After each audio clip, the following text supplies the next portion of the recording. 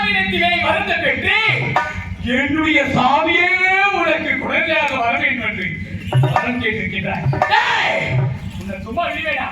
உன்னுடைய மனதின் வயிற்றை கிழித்து என்னுடைய சாமியை நான் மீட்டு விட்டேன். உன்னை இப்பொழுது அழிக்க வந்திருக்கிறேன்.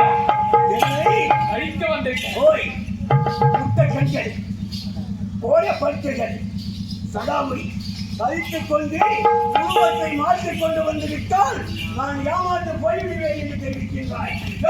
மற்ற மரியாதமின்றி மரியாதை